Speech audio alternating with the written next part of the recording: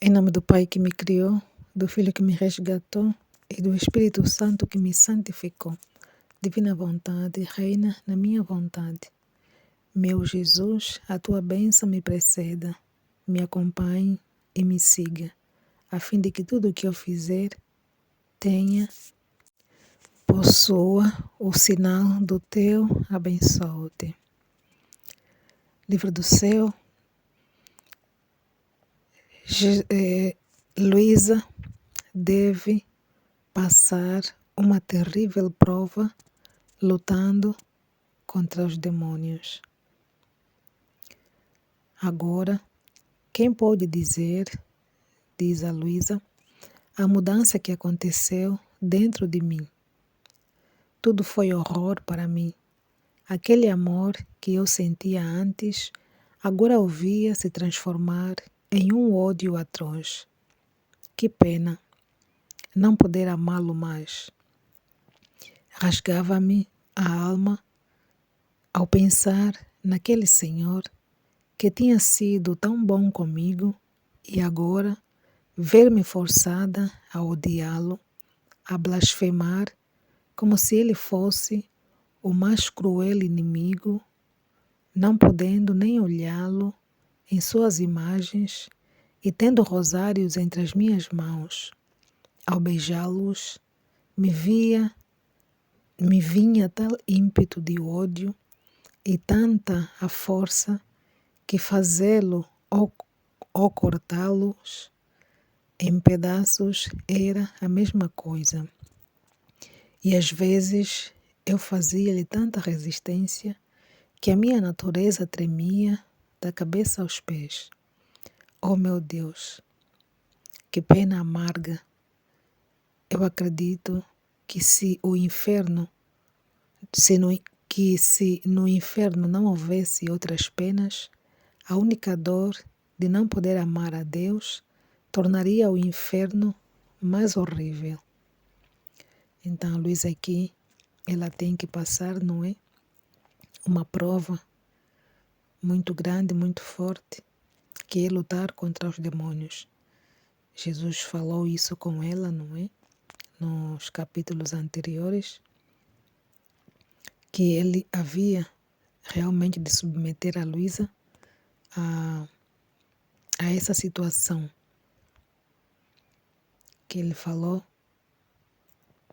que disse para ela, tu deves saber que eu quero colocar-te no meio de demônios, dar-lhe-ei liberdade para atormentar-te e tentar-te, para que quando tiveres combatido os vícios com as virtudes opostas, já te encontrarás de posse dessas mesmas virtudes.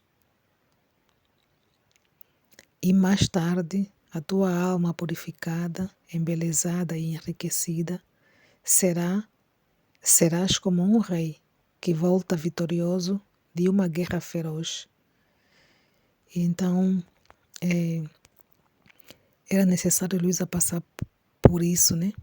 Era uma maneira de ter a sua fé fortalecida, sua confiança em Deus. Era uma prova, né? Que era necessário ela passar. Uma forma também de purificar a sua alma, porque a missão que ela tinha pela frente era uma missão grandiosa, não é? Uma missão que abrange o universo todo, passado, presente e futuro. Então, a alma dela precisava ser purificada, precisava ser embelezada, precisava ser enriquecida com todas as virtudes, não é?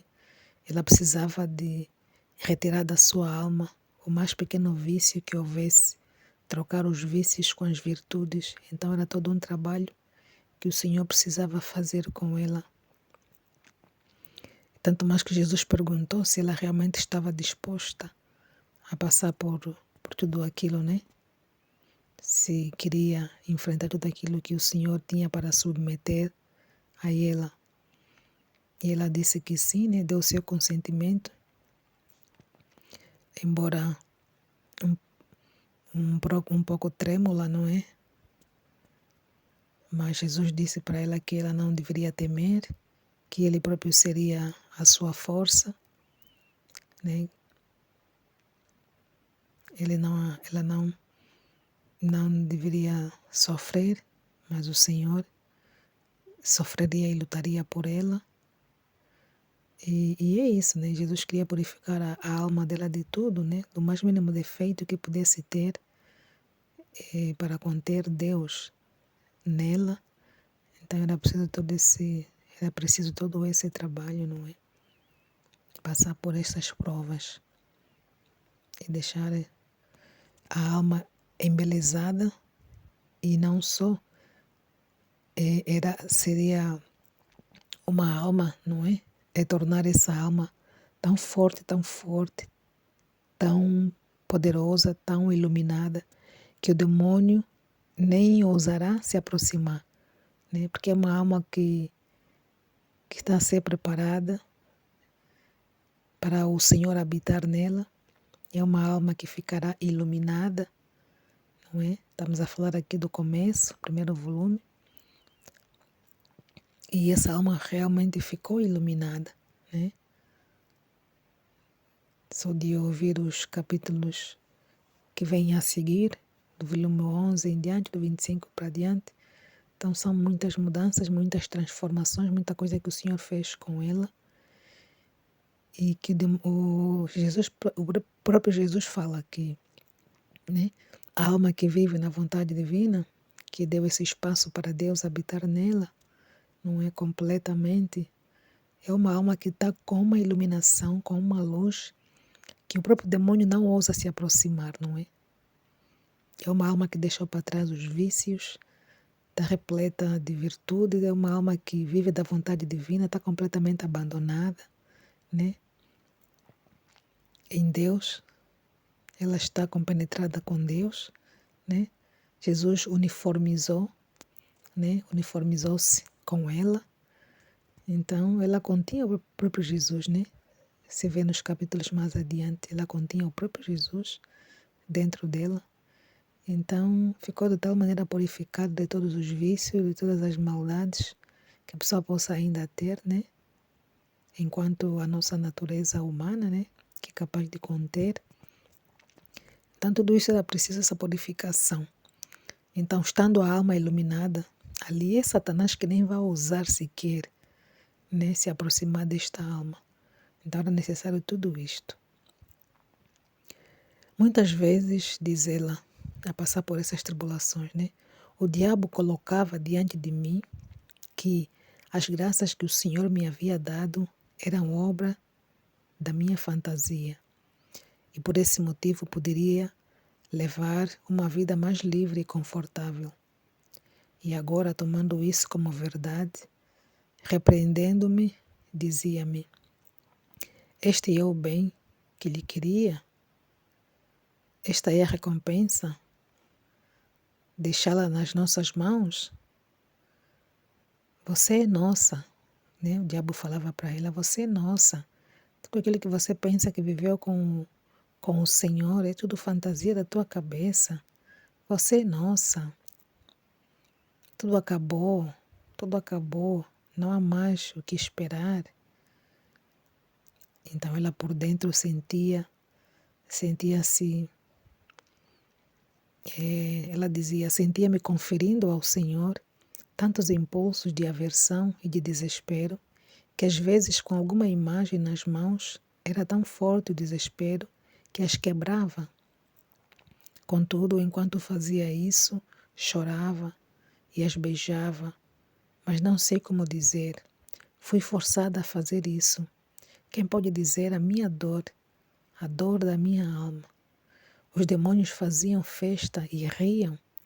Uns faziam barulho de um lugar, outros o faziam de outro. Alguns gritavam, outros me ensurdeciam com gritos dizendo: olha, como você é nossa. Não nos resta mais que nada que levá-la ao inferno. Alma e corpo, verá que faremos isso. Às vezes me sentia puxada, ora aos vestidos, ora à cadeira onde estava ajoelhada. e a moviam, e fazendo tanto barulho que eu não podia rezar. Às vezes o medo era tão grande que, acreditando que eu me libertaria, eu me deitava na cama, porque esses escândalos aconteceram a maior parte à noite. Mas lá estava também, puxando o travesseiro, os cobertores. Quem pode dizer o terror, o medo que eu sentia? Eu mesma não sabia onde estava, se na terra ou no inferno. Havia tanto medo de que eles realmente me levassem, que os meus olhos não podiam se fechar para dormir. Estava como alguém que tem um inimigo cruel, que jurou que vai tirar-lhe a vida a qualquer custo. E acreditava que isso aconteceria comigo assim que eu fechasse os olhos. Então parecia que alguém estava colocando algo dentro dos meus olhos e era forçada a tê-los abertos para ver quando me levariam. Talvez eu conseguisse me opor ao que eles queriam fazer. Então sentia o meu cabelo arrepiar sobre a minha cabeça, um por um, o suor frio por todo o meu corpo, que penetrava até os ossos, e sentia separar os meus nervos e ossos, e eles se contorciam juntos de medo. Outras vezes me sentia incitada a tais tentações de desespero e suicídio, que alguma vez, vendo-me encontrado perto de um poço ou de uma faca, sentia-me puxada para me conduzir para dentro ou pegar a faca e me matar. E era tanta força que eu tinha que fazer para fugir, que sentia penas de morte, e enquanto fugia sentia que eles estavam comigo. E ouvia sugerir-me que era inútil que eu viesse depois de ter cometido tantos pecados, que Deus tinha me abandonado por não ter sido fiel. Além do mais, via que havia cometido tantos ultrajes que nenhuma alma no mundo jamais cometera, que para mim não havia como esperar piedade. Nas profundezas da minha alma, ouvia-os repetir: como você pode viver sendo inimiga de Deus? Você sabe quem é este Deus a quem tanto insultou e blasfemou? Odiou? Ah, esse Deus imenso que estava ao teu redor e você, diante de seus olhos, se atreveu a ofendê-lo? Ah, perdido o Deus da tua alma, quem lhe dará paz? Quem lhe livrará de tantos inimigos? Era tamanha a pena que não fazia nada além de chorar. Às vezes eu começava a rezar e sentia os demônios, para aumentar o meu tormento, vindo por cima de mim, e um me espancava, outro me espetava, e mais outro que me apertava a garganta. Lembro-me que uma vez, enquanto rezava, senti os meus pés sendo puxados para baixo, a terra se abrir e as chamas saírem, e que eu caía dentro. Tal foi o horror e a dor que fiquei meio morta, tanto que, para me recuperar daquele estado, Jesus teve que vir e me reanimar. Me fez entender que não era verdade, que eu tinha vontade de ofendê-lo. Não era verdade que eu tinha vontade de ofendê-lo, de ofender a Jesus. É que eu podia saber por mim mesma, pela pena amarguíssima que sentia, que o diabo era um mentiroso e que eu não deveria fazer-lhe caso, que por enquanto eu deveria ter paciência e sofrer essas aflições e que depois a paz viria. Isso acontecia de tempos em tempos, quando chegava a extremos e às vezes para me colocar em tormentos mais difíceis. No momento desse consolo, a minha alma se convencia, porque nessa luz é impossível que a alma não aprenda a verdade. Mas depois, quando eu estava em luta, eu voltava ao mesmo estado de antes.